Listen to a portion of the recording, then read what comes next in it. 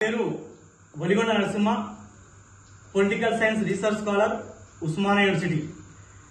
నిన్న గౌరవ ముఖ్యమంత్రి రేవంత్ రెడ్డి గారు ఉస్మానియా యూనివర్సిటీకి వీచేసి ఠాగూర్ ఆడిటోరియం వేదికగా ఉస్మానియా పూర్వ విద్యార్థులైనటువంటి జార్జ్ రెడ్డి గారు, గద్దర్ గారిని స్మరించుకోవడం జరిగింది.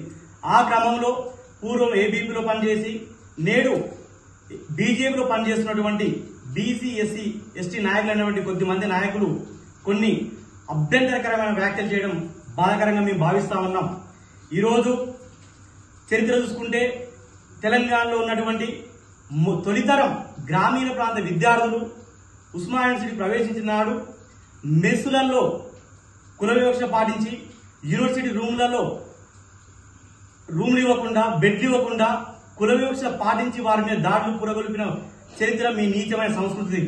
అలాగే మనువాదాన్ని అమలు చేయడం కోసం ఇక్కడ ఎస్సీ, ఎస్టీ, బీసీ విద్యార్థులను కావచ్చు, స్కాలర్షిప్ కావచ్చు, ఎలాంటి సౌకర్యాలు కల్పించకుండా పీడించి వేధించిన నీచమైన సంస్కృతి మీ రైట్ వింగ్ది.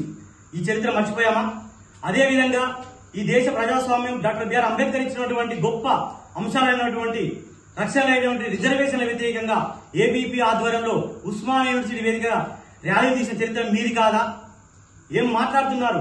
ఆ అణగారిన వర్గాల హక్కుల కోసం, ఆ జాతుల కోసం పోరాడి ఇలా మీ గుండాల చేతిలో బలైనటువంటి జార్జ్ రెడ్డి గురించి మాట్లాడితే మీకు నొప్పి ఏంటని మేము అడుగుతా ఉన్నాం.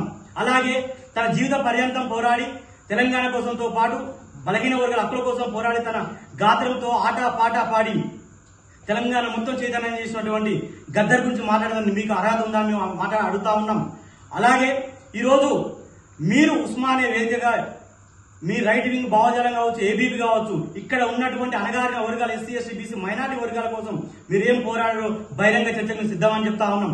ఇక సిద్ధాంతాలు రాజంతా గురించి మాట్లాడుతున్నారు కదా, మీరు మీ సిద్ధాంతం ఏది?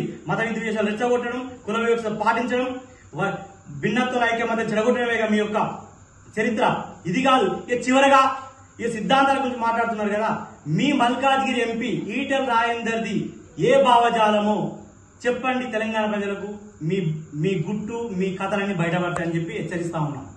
అసలైన తొలి వెలుగు.